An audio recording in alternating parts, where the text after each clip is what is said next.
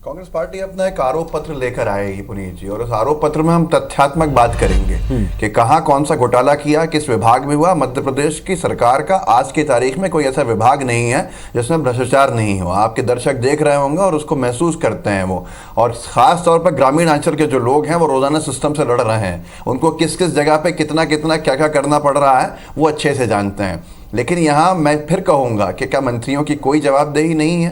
क्या जिम्मेदार सरकार के पदाधिकारियों की कोई जवाबदेही नहीं है? छोटी मोटी कार्रवाई करके भ्रष्टाचार के ऊपर लीपापोती कर देना, चुनाव जीतने के लिए इस तरह का एक बयान दे देना कि मैं जीरो टॉलरेंस नीति के साथ चलता हूं, वो मध्य प्रदेश जिसको न जाने कितनी बार भ्रष्टाचार की वजह से शर्मसार होना पड़ा बीजेपी की सरकार के अंदर, ये जनता भी जानती है और हम सब जानते हैं। आने वाले समय के अंदर जनता तय कर देगी। एक तरफ 2 दशक की सरकार का भ्रष्टाचार है और एक दूसरी तरफ है 15 महीने की पर एक मॉडल देने की कोशिश अब्बास साहब वो कर रहे हैं, और वो कह रहे हैं कि हमने एक अपने क्लास 1 ऑफिसर को बर्खास्ती कर दिया जो मदद ही पहुंचा रहा था, और ऐसे हाल के 2 मामलों का वो सामने जिक्र करते हैं और कहते हैं कि ये देखिए ये हमारी नीति है।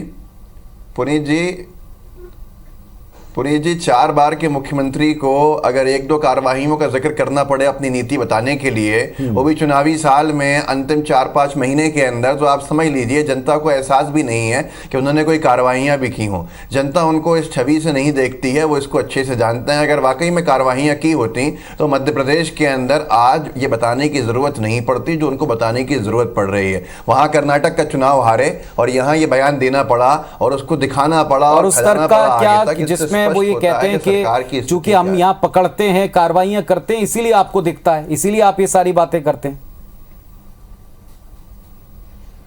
देखिए ये कार्रवाइयां किसने देखी हैं, किसने सुनी है? ये कार्रवाइयां इक्का दुक्का कभी कभार हो जाना। शिवराज जी ने कह दिया, मुख्यमंत्री महोदय कह रहे हैं तो लोग इसको सच मान लेंगे क्या? लोग खुद देखते भी तो हैं। कौन सी बहुत बड़ी कार्रवाइयां होगी करप्शन के खिलाफ, हम सब जानते हैं। 2 दशक में 2 कार्रवाइयों के भरोसे हैं। देखिए ऐसा है, मुझे इतना कहना है, नहीं, मध्य प्रदेश सरकार ने तो सैकड़ों कार्रवाइयां की हैं, सैकड़ों कार्रवाई किए हैं, सैकड़ों लोग टर्मिनेट हुए हैं, और सारा का सारा चीज जनता के सामने है। लेकिन कांग्रेस पार्टी ये बताए कि इनके 40 साल के शासन में इन्होंने क्या कार्रवाई की। हमारे 20 साल के शासन के पहले इनके अर्जुन सिंह मुख्यमंत्री होते थे, दिग्विजय सिंह मुख्यमंत्री होते थे, श्यामाचरण शुक्ला मुख्यमंत्री होते थे, मोतीलाल वोरा मुख्यमंत्री होते थे। उनकी टोटल कार्रवाई देखिए, नंबर ऑफ केसेस कितने सामने आए भ्रष्टाचार के वो देख लीजिए, और हमने कितने गुना कार्रवाई की है वो देख लीजिए। और मैं तो कह रहा हूँ पहले रविशंकर शुक्ल के जमाने से देख लीजिए।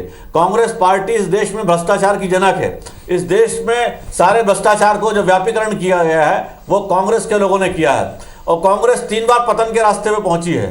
पहली बार गुजरात का जो नवनिर्माण आंदोलन हुआ, वो आंदोलन इसलिए हुआ था कि कांग्रेस पार्टी ने भ्रष्टाचार को नीचे तक पहुंचा दिया था, और इसीलिए इंदिरा गांधी जी को इमरजेंसी लगानी पड़ी और कांग्रेस के पतन का पहला दौर खुला।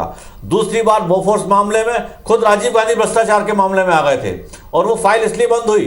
भ्रष्टाचार तो हुआ, सारा रिकॉर्ड पे है, इनकम टैक्स के डिपार्टमेंट के रिकॉर्ड पे है, लेकिन राजीव गांधी जी नहीं रहे और इसीलिए वो फाइल बंद हुई। लेकिन कांग्रेस पार्टी के पतन का दूसरा रास्ता खुला। और तीसरी बार जब 2013-14 में कांग्रेस की 10 साल की सरकार थी मनमोहन सिंह जी की, सैकड़ों मामले हुए, लाखों करोड़ का भ्रष्टाचार हुआ, और जनता ने देश की राजनीति से इनकी प्रासंगिकता खत्म करने की कोशिश कर दी। तो कांग्रेस के लोगों को ऐसा लगता है कि मुद्दा है कि कांग्रेस पार्टी पे जब जब आरोप लगे, कांग्रेस पार्टी ने हिम्मत करके, बड़ा दिल दिखा के और सच्चाई का साथ देते हुए जेपीसी का गठन किया। ज्वाइंट पार्लियामेंट्री कमेटी ने हमारे ऊपर लगे आरोपों की जांच करी है, जिसके बाद भी कुछ नहीं पा सके, और उसके बाद इनकी सरकार आई। 9 साल की सरकार है, कोई एक केस सिद्ध नहीं कर पाए उस करप्शन का। लेकिन आज एक उद्योगपति के लिए, एक क्रोनी कैपिटलिस्ट के लिए ये पूरी सरकार झुक चुकी है। ये पूरी सरकार जो है सदन को खत्म रोक देती है कार्यवाही से आगे करने के लिए। एक शब्द नहीं निकलता उस उद्योगपति के ऊपर, और जेपीसी की मांग की सुनवाई तक नहीं की जाती है। इतिहास का एक बड़ा घोटाला, उसके लिए बीजेपी के नेता, प्रवक्ता एक उद्योगपति के प्रवक्ता बन के रह जाते हैं। बीजेपी के मंत्री जो संविधान की शपथ में बैठे हैं उस उद्योगपति के समर्थन में बयान देते हैं, जिसके ऊपर अंतर्राष्ट्रीय स्तर पर आरोप लगे हैं। और जो कांग्रेस पार्टी शुरू से लगाई आई है, और उसका सिर्फ जो निराकरण था वो यही था कि उस उद्योगपति के खिलाफ जेपीसी की ज्वाइंट पार्लियामेंट कमेटी की जांच गठित की जाती, और नहीं हो पाई। वो कांग्रेस पार्टी जो हथियार के दलालों के अकाउंट, सीज अकाउंट को खोल देती है। मैंने ये के अकाउंट, लाखों अकाउंट जिसको सीबीआई ने सीज कर दिया था। 2004 में कांग्रेस पार्टी सरकार बनने के बाद कॉर्पोरेट जी के अकाउंट खोले गए, जिससे दलाली का जो पैसा है वो कॉर्पोरेट जी के हाथों में पहुंच चुके।